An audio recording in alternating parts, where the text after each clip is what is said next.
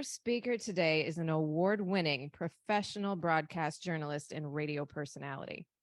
You may recognize her from her work with Peacock TV and NBC Sports covering the NBA, her work covering the NFL, from her radio work with Fox Sports Radio, or any of her other engagements. It's a lengthy and impressive list, I have to tell you. A beauty queen, a 30 under 30 awardee, and a mentor for youth at Richard Wright Public Charter School. Kelsey Nelson is here today to share with us her journey to giving back within the space that I was first blessed to make her acquaintance, working with foster youth. As a grown-up foster youth myself, I'm excited to hear from Ms. Nelson. Please help me welcome her to the podium. I love the energy. I come from sports, so I'm used to very loud audiences and lots of energy in the room, but truly honored to be here. First, let me apologize for my voice. I just got back from New Orleans in Essence Fest. So you go from hot humidity in New Orleans to a cold plane, and your body's still trying to figure out what to do. But I am going to power through. But again, thank you for having me. It's good to be back. I had a chance to come here as a guest. I had a chance to see many of you all at the career fair back at Richard Wright Public Charter School. So giving back to our young people and kids in the community. And now to see life come full circle, which my life has so often, being able to speak with you all for today. So just want to give a little bit more background into my story. I am born and bred in Montgomery County, Maryland. So I appreciated the crab hat because I'm a Maryland girl. So I love crabs. I'm going to have to get out to the crab feast. Truly one of the best parts. But growing up in the area, I never wanted to leave. I'm so thankful for the opportunities that were afforded to me. I grew up a sports athlete, a student athlete, and was just very big into education. And one thing I guess that's kind of unique about my story is, though I grew up in Montgomery County, Maryland during the school year, and the summers, my parents would send me down to Jackson, Mississippi to live with my grandmother because, you know, childcare was a little expensive here. And so I kind of grew up in a dual, kind of seeing the deep South, but also the East Coast. I feel like I have a very unique perspective of the world and living in two very different environments. But again, so thankful for what I learned from both environments. And I think they made me who I am today. So today I have many titles. As Sofia mentions, it's funny when people ask me when they're reading my bio, which one do you go by? And for me, honestly, it's just servant leader. You know, I've had so many different titles. Titles are what I do. They're not who I am. Who I am is a person that grew up here, that knows what it is to live here, but that also knows what it is for our children here who need all the different resources, tools, and materials to succeed. And that's why I'm just honored to have a platform to push my purpose. And my purpose on this earth, I feel, has been to give back to young people. You know, a mantra I live by is too much is given, to whom much is given, much is required. And that's something that I live by each and every day. I'm also very big into lifting as you climb. All the awards, all those different things, they mean nothing to me if I'm not lifting up other young people along the way. And today is actually very special because today is the first National Black Woman in Sports Day that was created by diverse representation. Clap your hands for that. So you all are my first engagement on this day, and I think it's actually really important. That's been one of the causes I have pushed for, is to get more diverse representation in media, especially sports media. Sports media touches so much, it impacts our young people, and it's very important that they see diversity, inclusion, representation, not only when they're watching sports media, but when they're listening to sports media, because we truly want them to see what they can be. But just again, going back to my story, you know, growing up in Montgomery County, you know, people assume if you're from Montgomery County that you have it all. And that's not true for many people that live in the county. And so my parents worked very hard. You know, I was always the first one usually at my day centers and the last one to leave. But what that meant was that I was really impacted by all of the caring adults that were around me. Because when I was there, when you're there early, you have no one else to speak to but your counselors, your teachers, and those people around you. And what it meant was I was thrown into leadership positions very early on in life. And of course, when you're young, you're like, why are you picking on me? Why do I have to do these certain things, right? You don't want those things, but not realizing that people saw the greatness within me very early on. And so one of the things that I think I've learned in my journey, you know, I went to about 12 different daycares. My parents were always keeping me moving, keeping me around, and trying to just, you know, keep me active, keep me off the streets so I wouldn't get in trouble. But then also I had a chance to go to the Boys and Girls Club, proud Boys and Girls Club alumni, Boys and Girls Club of Greater Washington. I went to the Germantown branch, and I think that truly helped to impact the woman that I am today, because, the things that you learn being around so many different children and kids and growing up, it's kind of why I feel sad now when I don't see kids playing outside and the things that we used to do, right? Playing on the jungle gym, getting bumps and bruises, the things that you learn even playing sports, the sportsmanship, what it is to share a basketball, what it is to be a team player. I learned those lessons very early on. And then again, just having those caring adults around me meant a lot. But, something that I was always called as a child, and it's why I love being a journalist, because words matter. People would always say you're an at-risk youth. I don't think people realize what that says to a child when you immediately call them an at-risk youth. It puts them into a box very early on. And I had a counselor, Mr. Clayton, just retired from the Boys and Girls Club, Germantown branch, but he used to always tell us, when people say you're at risk, turn it around and say you're at risk of greatness. And that's something that's been in my head since I was in middle school. You're at risk of greatness. And I really want to reiterate that to you all when you're speaking with young people, when you're giving back to young people.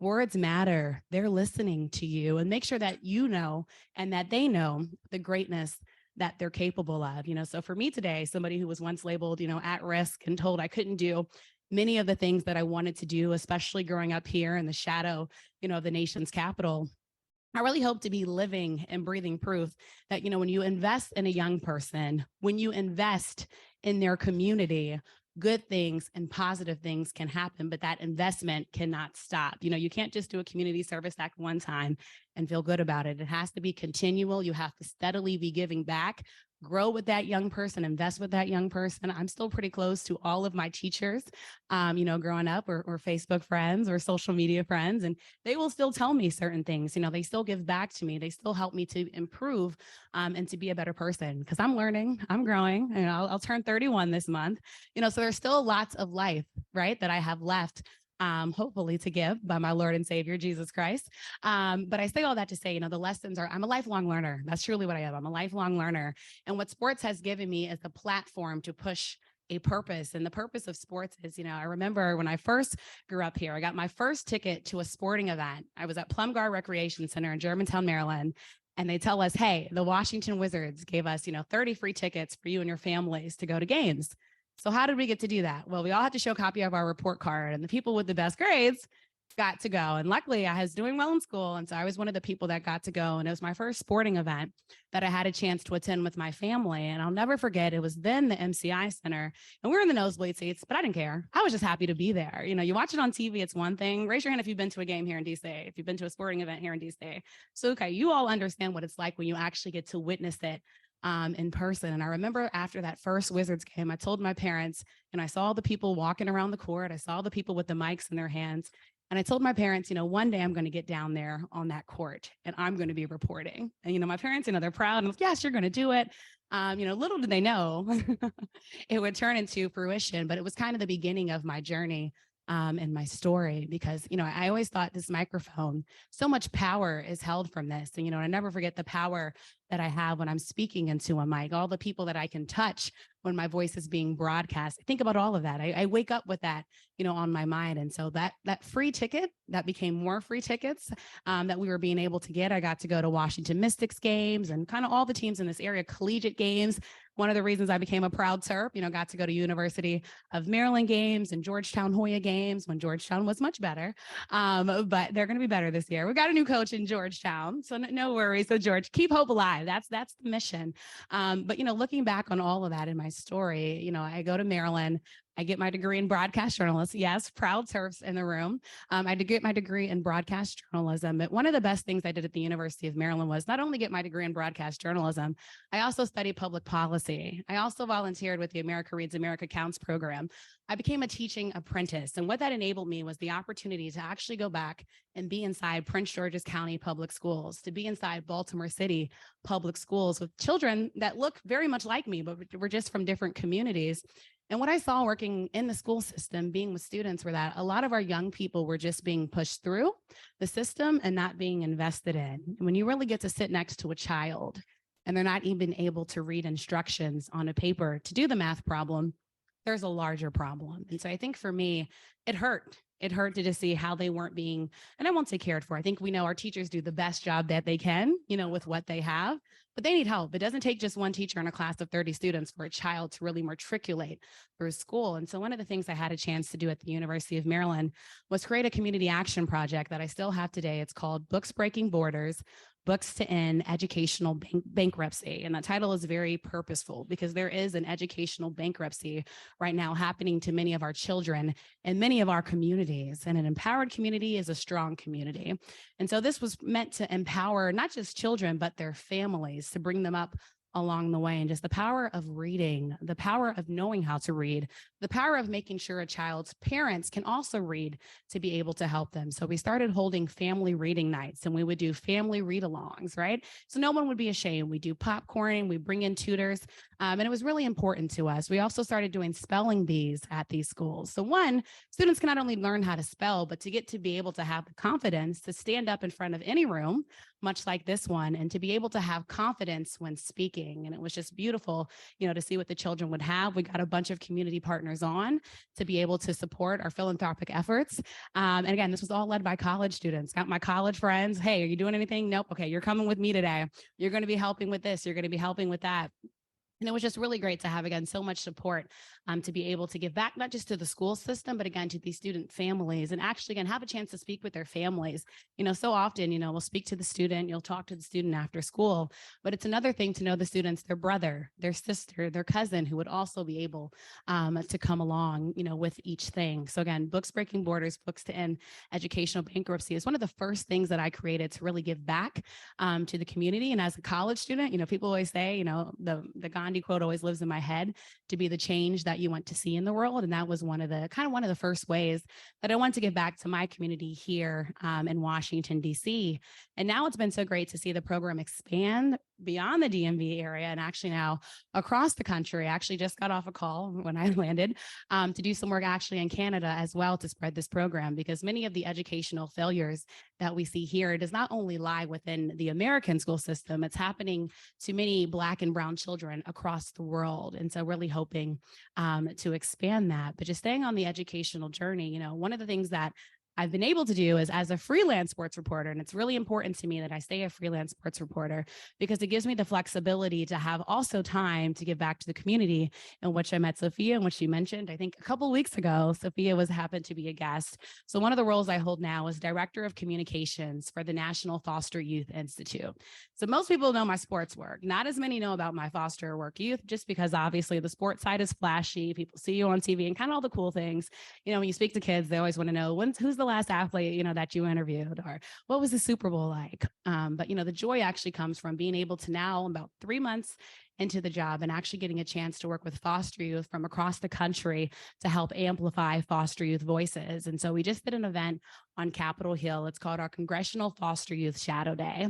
And we had a chance to bring 22 former foster youth from across the country here to DC, stayed in a hotel, and they actually got a chance to advocate for themselves. And so we have a 10-month program called the Congressional Foster Youth Leadership Academy, where we actually teach foster youth how to, use the right words, how to speak to members of Congress, how to get in contact with members of Congress, but also your local leaders, your mayors, your city council people, and things like that. Because often what happens is, foster youth, you talk about a vulnerable community, and this is one of the most vulnerable communities, and I've had a chance to work with foster youth here in Washington, D.C., and often they feel like they have no voice, they have no representation. So this is an organization that actually helps to uplift that. We empower them to tell their stories. Their stories are not always easy to tell, but being able to tell that story to hopefully help advocate, to help make a difference in somebody else's life, to help somebody invest in them, has been amazing. And connecting with Sofia, who came to our luncheon, where we actually were able to honor 4 members of Congress who have went above and beyond in their communities to make sure that not only that the child welfare system is changing, but to make sure that foster youth have a place to go, have a place to speak, and that they will continue to have a voice in the highest nation in our land, of course, in Congress. And you guys might have saw last week, there was a lot of things that came down from the Supreme Court that actually impact foster youth. So this week has been a little bit busy. One of the things, the same-sex couple ruling, has impacted foster youth. About 1 in 8 foster youth identify as LGBTQ+. So that's been something that we've been continuing to follow to make sure that they have a voice, affirmative action, and that Supreme Court ruling, making sure that our foster youth are able to continue their post-secondary education. Unfortunately for foster youth, because about 20% of foster youth, once they get out, end up homeless, it's a lot harder to apply to college and things of that nature, right? When you're more worried about getting food on the table, when you're more worried about where you're going to sleep at night. So that was one of the other decisions. And then a couple of weeks ago, the Supreme Court actually ruled on the Indian Child Welfare Act, another thing largely impacting foster youth on Native and tribal reservations and things of that nature, being able to actually keep their cultural traditions, their cultural heritage with parents and families who want to adopt them or foster them, much like their own. So saying all that to say, so many of our policies, so much going on right now is actually impacting our foster youth. But what made me join this organization, and I've worked with parents and families for a long time, I've worked with the children for a long time. It was said in my bio, now I'm working with Columbia Heights Education Campus. I know a couple months ago, last year, you all actually awarded them a very nice grant for their great program that they have, the Multicultural Internship Program. But I think what got me is I'll never forget one day I was speaking to a group of young people here in Washington, D.C. And a little girl came up to me after, and says, I want you to be my mommy. And, I have no kids of my own at all. But, I always say I'm an auntie because I have so many mentees and young people, that I'm a phone call away, I'm a text away, I'm an Uber ride away. And so those people have become, those young people, those amazing young people have really become, I'd say, my kids, though I have none of my own. But, it's one of the worst feelings in the world to know I couldn't take this young girl home, who was going through some things in life. But I said, I need to do something. And sure enough, one of my friends then sends me a job description, and it's for the National Foster Youth Institute. And they're looking for a director of communications and someone who can really push and amplify their message here in DC, because we're right by Capitol Hill. And of course, a lot of important decisions are made here. And I feel like in life, certain things happen when you're answering your calling. And I think that was one of those things.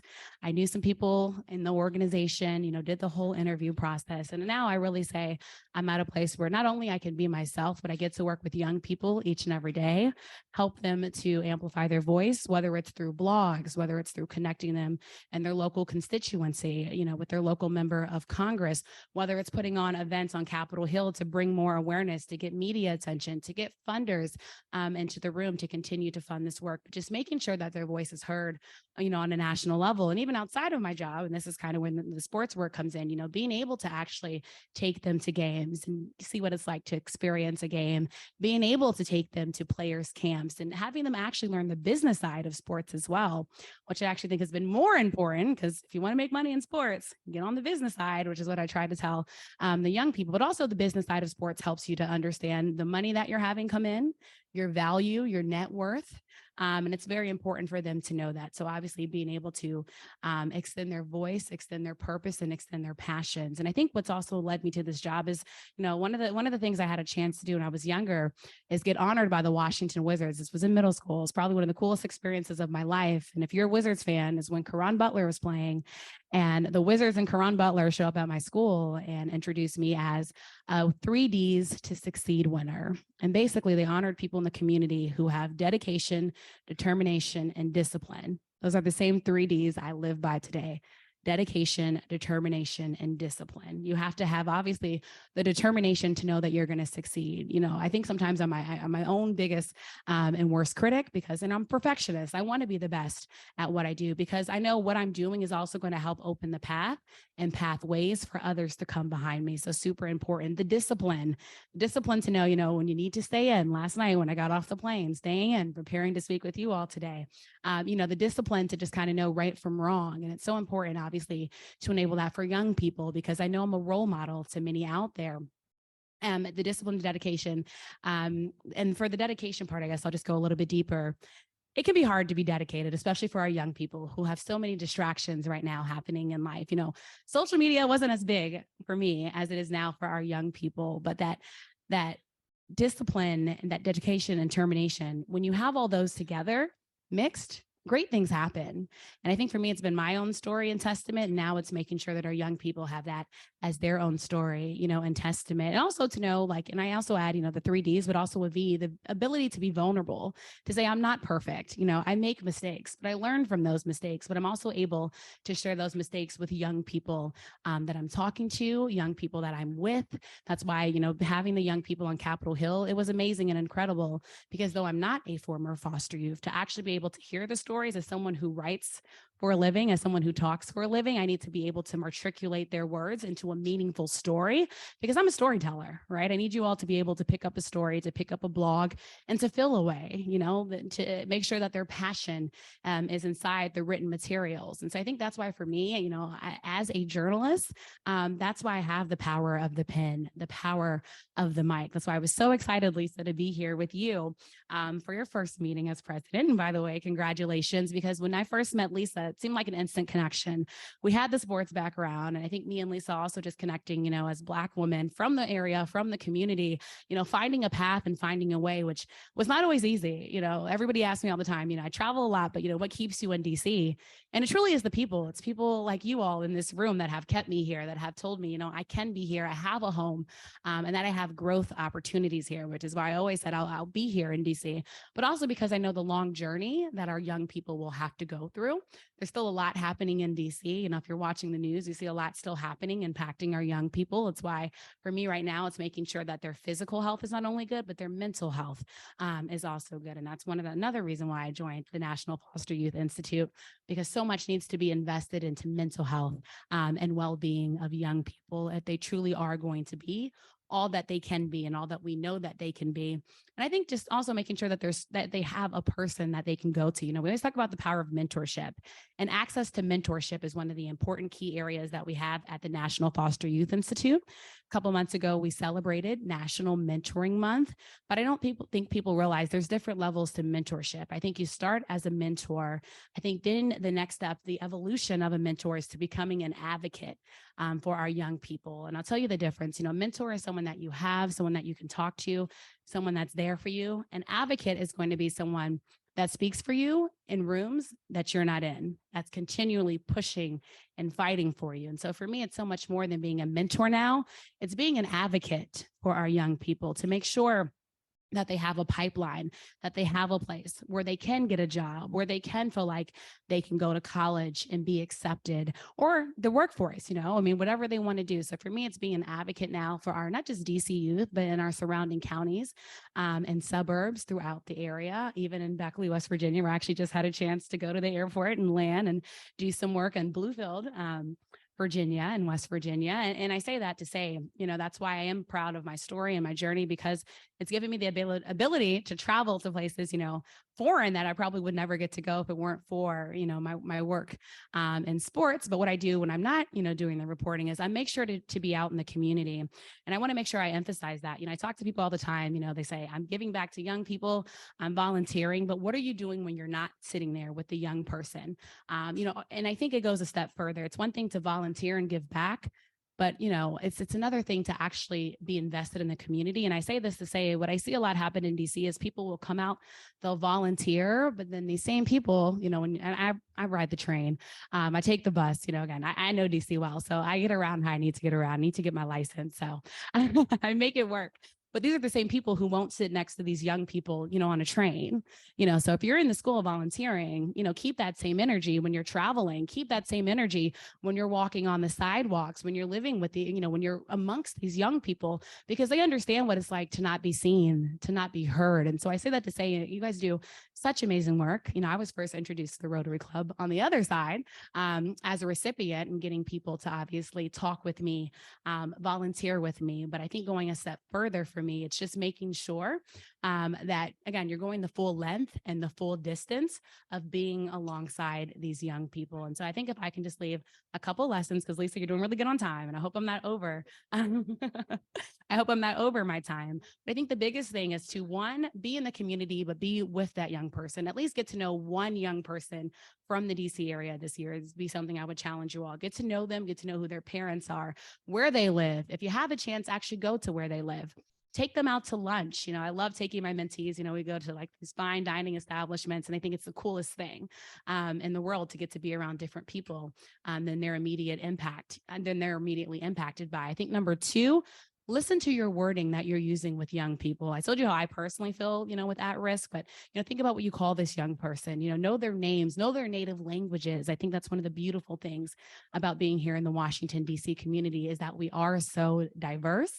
I've challenged myself to learn different languages so I can connect with different people. Helps not only as a broadcaster, but it helps me be able to come into people's homes where they don't have to feel uneasy or unwelcome, which no one should have to feel. And I think three, just be able to also tell people the work that you do. I think sometimes, we're all like, we get in these kind of tides or different situations, where we try to be humble, and you should be humble, but people need to know the great work that the Rotary Club is doing. When I put up that I was speaking here, so many young people, the first thing they asked me, wait, what's the Rotary Club? And they wanted to know so much about it. And I thought that was so exciting. So, don't be proud to share the mission and the message. I know you all do incredible things, but I think it's also important just to make sure that the young people know this is yet another resource, another institution that they can go to for help or assistance, for an advocate, for a mentor, and so much more. And apologies, you all, moving my hair because it's a little hot in here, but again, I'm used to it. I just came from New Orleans.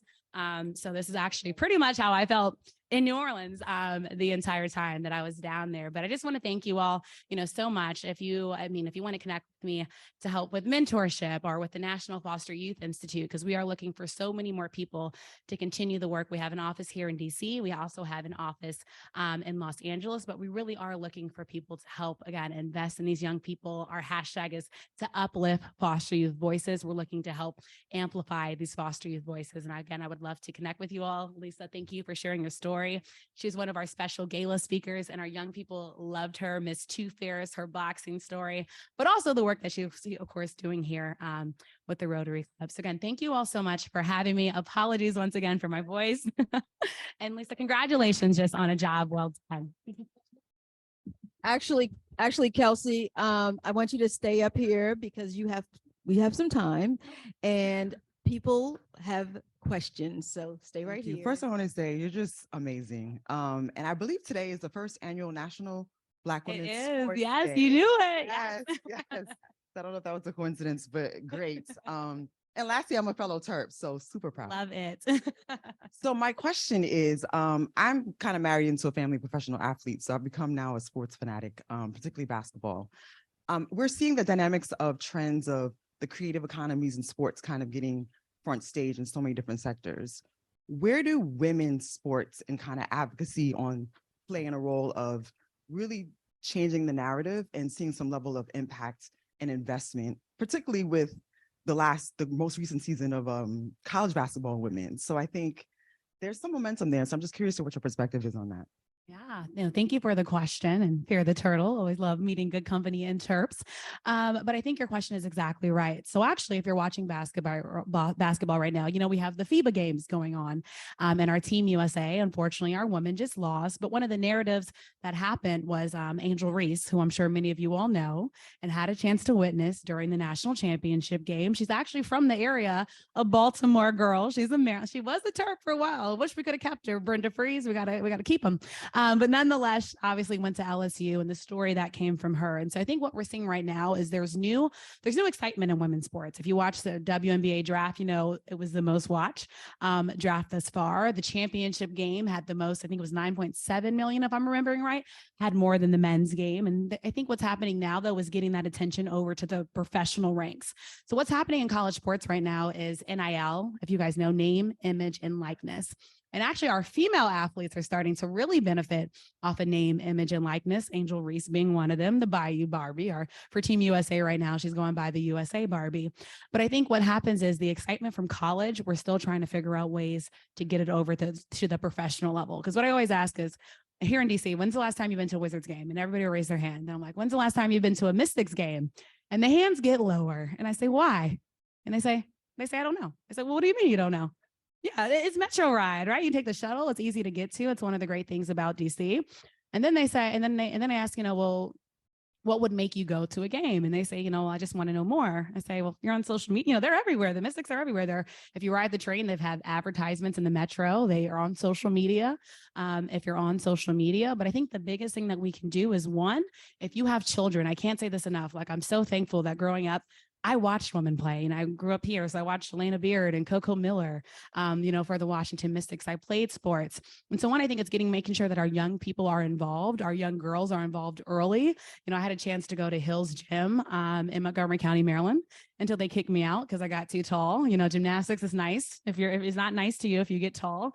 But of course, that's the gym that Dominique Dawes went to. She was my inspiration. I wanted to do gymnastics, until my parents had to come whisper in my ear one day that, when you hit that growth spurt, that gymnastics might not be the best sport for you. But I think that's the first thing, making sure our young girls are active. And that's why I said earlier, it hurts me now when I pass by playgrounds and kids aren't playing outside. Like, video games are great. And there's a lot of money to be made in the analytics side and the IT side.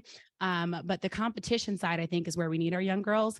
Also making sure that you are being an advocate for women's sports and taking them out to games. And I don't just mean our Mystics, I mean our Washington Spirit. We actually have a really good soccer team, folks. And if you like basketball, the connection, Dennis Rodman's daughter, Trinity Rodman, plays on that team. So, it's kind of cool how things come full circle.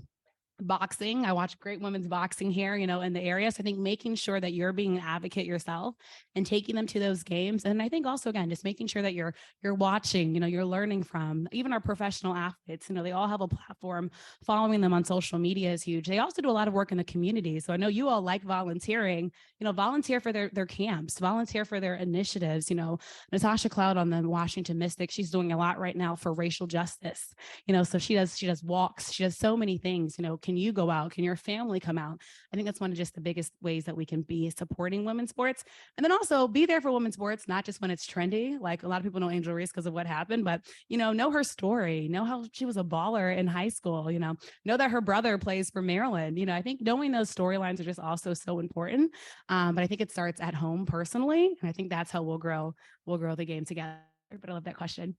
Okay, Jerry. Thank you for a very good presentation. What organizations is it that you referenced? I heard you say the Boys and Girls Clubs of Greater Washington. Yep. So I do a lot of work now with Boys and Girls Clubs of Greater Washington. I won't name all of them. Pat Shannon and Archie Abedisian. I'm sorry, say the names again. Work with Pat Shannon and Archie Abedisian. I do know Pat. Yep. So I know them. Yep. So Boys and Girls are great. And I'm really we call ourselves Boys and Girls Club babies. Anybody who obviously went to the club and has now grown through that. And so that's an organization I work with. LeVar, I don't know if you know LeVar Jones. He runs their teens program. So I do a lot with them, and they're actually always looking for volunteers. They do a lot with young people, especially now with financial literacy. We're always looking for people to help be a cashier or just different things to help young people learn. That was one of the orgs. I just joined the Montgomery County Sports Hall of Fame board. So we're also looking for young people to be able to help with that, giving back to athletics in Montgomery County.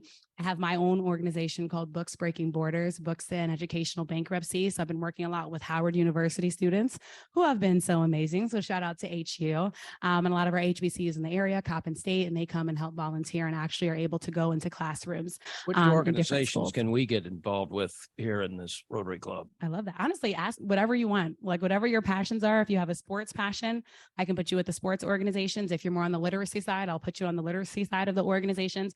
I just ask where your heart is. And I don't want to assume for anybody in this room, but there are a lot of orgs that I can connect with that are always asking me for volunteers. I know I have some of you all on LinkedIn, and I'll always be sharing different posts and things like that. So I'd love to, I guess after, because I don't want to hold Lisa up, but like listen to what your passions are, and I'll be happy to connect you with whatever organization you think is best fit. I appreciate it.